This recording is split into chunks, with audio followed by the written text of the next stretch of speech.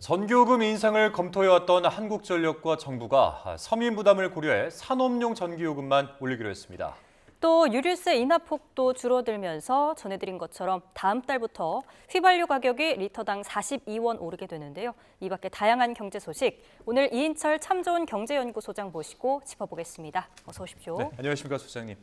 자, 먼저 전기요금 이야기부터 한번 해보겠습니다. 오늘 발표된 내용이니까요. 주택용은 동결되고 내일부터 이제 산업용만 9.7% 그러니까 10% 가까이 인상이 된다는 내용인데 이게 이제 어떤 배경입니까? 그렇습니다. 아마 이제 정권 초였죠. 무려 이제 대여섯 번에 걸친 전기요금 인상, 가정용 전기요금 인상으로 한 50% 뛰었어요. 예. 전기료 폭탄 얘기가 나왔었거든요. 근데 이제 가정용 전기요금은 지난해 5월 킬로와트당 8원 인상한 이후 1년 5개월째 일단 동결하기로 했고요. 이번에는 당장 내일부터입니다. 예. 24일부터 산업용 전기요금만 올리겠다. 취지는 이거예요. 그동안 누적된 인상 요인을 반영을 하되 그러나 물가, 서민 경제에 끼치는 부담을 종합적으로 고려했다라는 게 정부의 설명입니다. 자, 이러다 보니까 이제 이 산업용 전기요금은 인상폭이 좀 커졌습니다. 무려 9.7%거든요. 역대 가장 많은 이제 인상폭을 기록하고 있는데 앞서 지난해 11월에도 산업용 전기요금 무려 6.9% 올렸어요. 그 당시에도 가정용과 그리고 이제 소상공인 전기요금은 동결한 바가 있습니다. 그래서 가정용 그러면 전기요금 동결됐으니까 이제 좋겠네라고 하실 텐데 예. 사실은 가스요금은 이미 지난 8월에 올랐어요. 가정용 가스요금이 지난 8월부터 6.8%가 올랐는데 예. 근데 가스는 난방을 해야만 우리가 체감할 수 있거든요. 그러니까 8월에는 잘 안 쓰잖아요. 맞습니다. 그러니까 찬바람이 불기 시작하는 아마 10월, 11월 고지서부터는 난방비 폭탄으로 다가올 수도 있습니다. 네, 역대 가장 많은 인상폭이라고 말씀해 주셨는데 산업용 전기요금 같은 경우도 대기업과 중소기업 인상률이 다르게 적용된다면서요? 맞습니다. 이제 대기업과 이제 이 중소기업의 인상폭을 좀 차등화하겠다라는 겁니다. 대기업은 그나마 수출에 낙수 효과가 있으니 좀 많이 올리고 예. 중소기업은 소폭 인상하겠다라는 건데 전기를 주로 많이 쓰는 이제 업종이 있습니다. 전기 먹는 하마라고 불리는 게 반도체 업종, 예. 철강 업종, 정유화학 업종은 전기를 되게 많이 쓰거든요. 이런 대기업의 경우에는 인상률이 10.2%입니다. 역대 최대 인상폭이고요. 그리고 지난해 11월에 동결됐던 중소기업도 이번에는 포함됐습니다. 5.2% 인상됩니다. 근데 문제는 뭐냐면 우리나라의 이제 전기 전체 수요를 좀 보게 되면 산업용 고객은 약 44만 호, 전체 고객의 1.7%밖에 되지 않습니다. 근데 전체 전력 얼마나 쓰고 있느냐? 53%, 절반 이상을 기업이 쓰고 있거든요. 그러네요. 자, 그러다 보니 이번 산업용 전기 인상만으로도 전체 전기 요금을 5%가량 인상하는 이제 효과가 있는데 야, 5% 인상 이게 얼마나 효과가 되겠어라고 하실 텐데 이번 요금 인상으로 한전은 한 약 연간 4조 7천억 원 정도 지금 이익이 늘어날 것으로 예상을 하고 있습니다. 예, 4조 7천억 원 규모의 추가 수익을 기대한다. 이렇게 마지막에 정리를 해주셨는데 사실 그동안 이제 한국전력은 계속해서 어떤 이 적자폭이 계속 커지는 그런 상황 아니었겠습니까? 근데 이번 인상 조치로 인해서 뭔가 좀 경영 안정화가 이루어질 수가 있는 겁니까, 그러면은? 문제는 이게 세 발의 피라는 겁니다. 조족지혈에 그치고 있다라는 건데요. 한전이 지금 전기요금을 꾸준히 인상하고 있긴 하지만 여전히 원가 이하에 팔다 보니까 이 누적된 부채가 상당히 많습니다. 올 상반기까지 거의 총 203조 원에 달합니다. 203조 원의 이제 부채를 감당하기 위해서는 올 상반기 이자로만 2조 3천억 원. 이자로만 예. 2조 3천억 원이고 하루 평균 122억 원씩 이자로 나가고 있다는 겁니다. 그럼 아까 말씀하셨던 그 4조 7천억 원이 네. 이자 한 두 번 내면은 끝나는 거 아닙니까? 맞습니다. 그러면? 상반기에 2조 3천억 원이 올해 한 해 이자만 원금은 고사하고 예. 이자 내는 것으로 이제 그친다라는 얘기인데요. 궁극적으로 보면 한전의 어떤 누적된 적자를 해소하기 위해서는 전기요금 인상이 불가피하다. 공기업 가운데 200조 원이 넘는 부채를 갖고 있는 건 한전이 유일하기 때문에 아마 이걸 해소하지 않은 한 이게 시기의 문제일 뿐, 저는 선택의 문제일 뿐 현세대가 쓴 전기요금을 예. 우리가 정말 감당할 것인가 아니면 우리가 쓴 것을 후손들한테 부담으로 떠넘길 것인가의 문제다. 그래서 이제 한전의 공기업이 적자다 보니까 결국은 세금으로 메꿔야 되다 보니 아마 저는 이제 이 물가가 굉장히 안정돼 있다면 조만간 이제 전기요금은 순차적으로 오를 수밖에 없다라고 봅니다. 단계적인 방안이 필요할 것으로 보인다. 사실 산업용 전기요금만 올리기로 하면서 이 기업에서는 뭐 경영 활동이 위축되지 않을까 이런 우려나 반발의 목소리도 나오고 있는 상황이거든요. 맞습니다. 오늘 바로 대한상공회의소 그리고 이제 한국경제연합회가 한 목소리를 냈습니다. 예. 정말로 기업 활동에 부담이 된다. 그러면서 비용 분담과 에너지의 효율화 방안에 대해서 함께 고민해야 달라라고 이제 요구를 하고 있는데요. 어쨌든 이번 전기요금 인상으로 해서 수출 20대 대기업이 내야 될 전기요금이 연간 1조 2,700억 원 정도 부담이 늘어날 것으로 보이는데 앞서 제가 이제 대표적으로 전력을 많이 쓰는 업종이 반도체, 철강, 정유, 화학이라고 말씀드렸지 않습니까?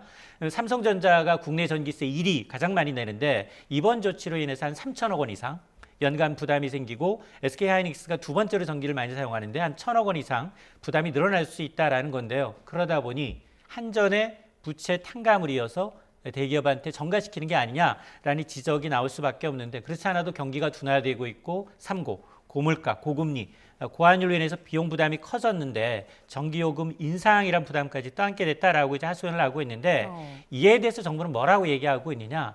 지금 산업용 전기요금 올렸지만 경제협력개발기구 OECD 35개국 가운데 산업용 전기요금은 26위 수준이다. 아직도 굉장히 이제 상대적으로 부담이 좀 적다라고 얘기하고 있는데 사실은 걱정은 뭐냐? 야, 가정용 전기요금은 동결돼서 그나마 다행이지만 산업용 전기요금을 인상하게 되면 야 그게 소비자한테 전가되는 게 아니야?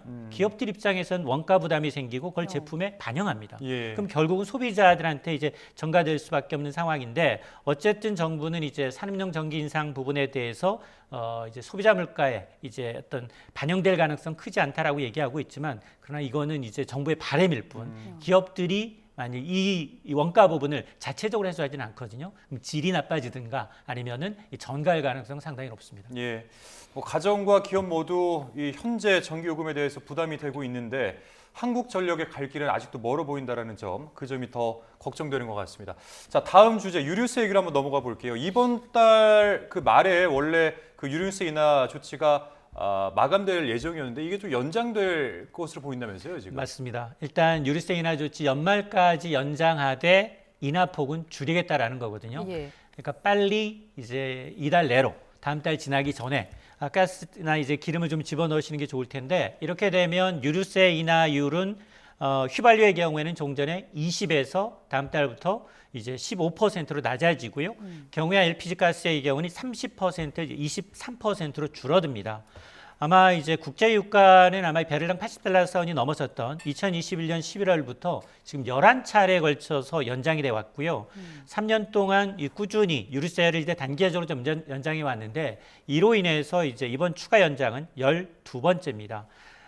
정부는 일단 최근에 이 국제 유가 흐름, 물가 동향 여기에다 이제 세수에 미치는 영향을 고려해서 이 같은 결정을 내렸다라는 건데 사실은 없애고 싶었어요. 유류세 인하 폐지하고 싶었는데 지금 세수 결손이 심각한 상황에서 올해도 교통, 에너지, 친환경 관련 세수가 당초 예상보다 4조 원 넘게 덜 거치고 있습니다.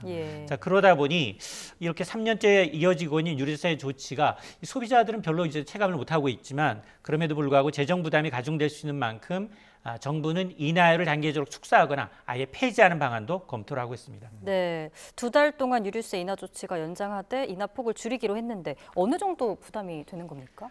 지난주 전국의 휘발유 가격이 주간 기준 12주 만에 상승 반전했거든요. 중동 리스크가 발발하면서.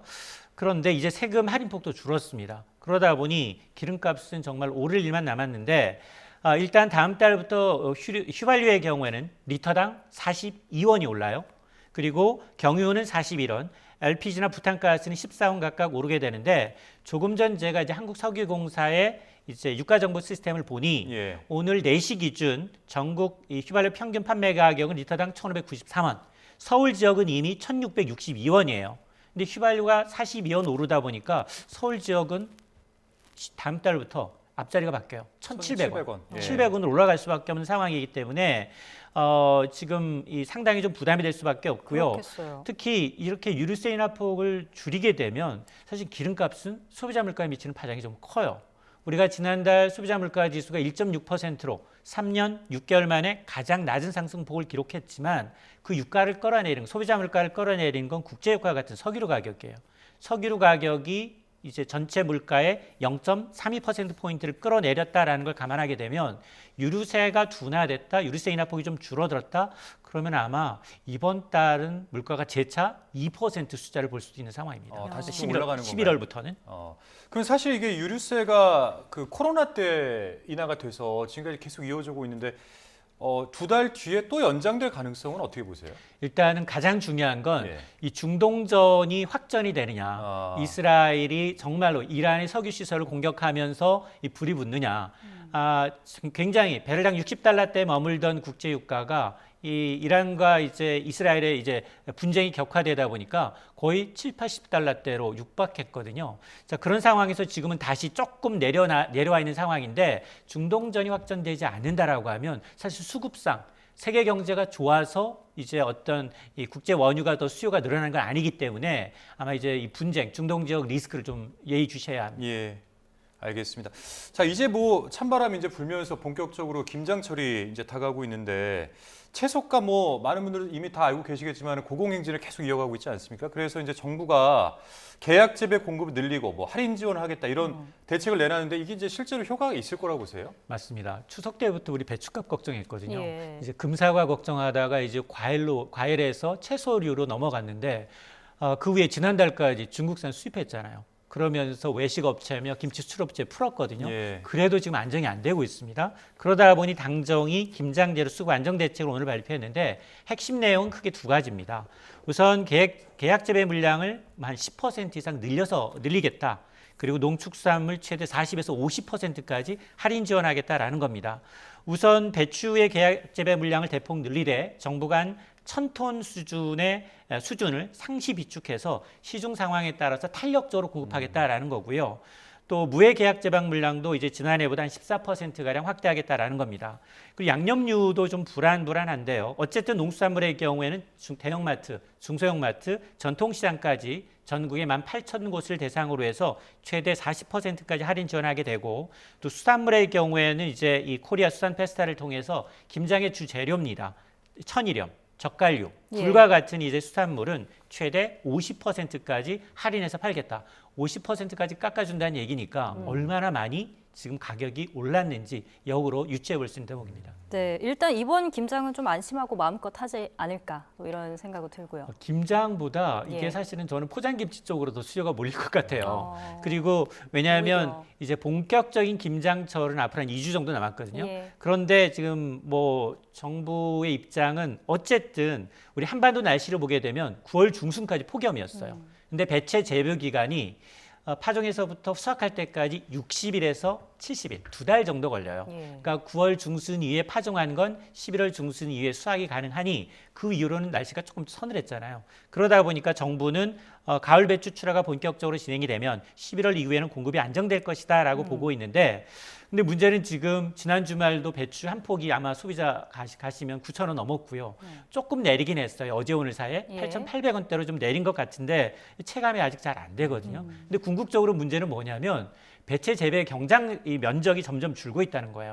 왜냐하면 올해는 지금 우리가 배추 파동을 굉장히 금배추를 경험하고 있지만 예. 아마 몇 년 돌이켜 보시면 배추가 남아 돌아서 가라엎었다라는 소식도 자주 전해드렸거든요. 예. 그러니까 기후에 굉장히 민감할 뿐만 아니라 이 변동성에 대한 어떤 작황에 대한 수요 예측이 좀 어려운 상황이어서 이걸 좀 포기하시는 이 농가들이 많아서 이제 아마 주기적으로 날씨는 더 기상이변이 심해질 수밖에 없는 상황이고 재배 면적이 줄어든다면 아마 우리도 반복적으로 배추 파동이 나타날 가능성도 있습니다. 네, 마지막으로 환율도 좀 짚어보죠.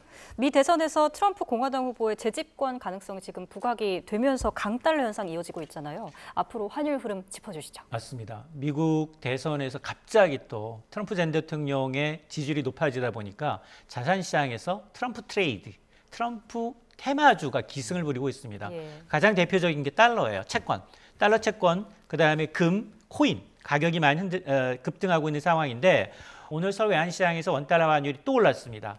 어제 대비 2.1원이나 올라서 1,382.2원에 마감을 했는데 지난 7월 30일 이후 최고치고요. 예. 최근에 미국 경제 지표도 견조하죠. 여기에다가 이렇게 되면 미국의 경제 지표가 괜찮으면 미 연준의 금리 인하가 좀 속도 조절에 들어가지 않겠느냐라는 예. 기대감이 있고 특히나 최근의 강달러 현상은 이 트럼프 전 대통령이 당선될 경우 자국 우선주의 정책으로 감면 정책, 감세 정책을 하다 보면 달러 가치가 더 높아질 수 있다라는 건데 실제로 주요 6개국 통화 대비 달러의 통화 가치를 나타내는 달러 인덱스의 경우에는 지난달 말만 하더라도 한 100선에서 움직였는데 예. 오늘 104를 넘었습니다.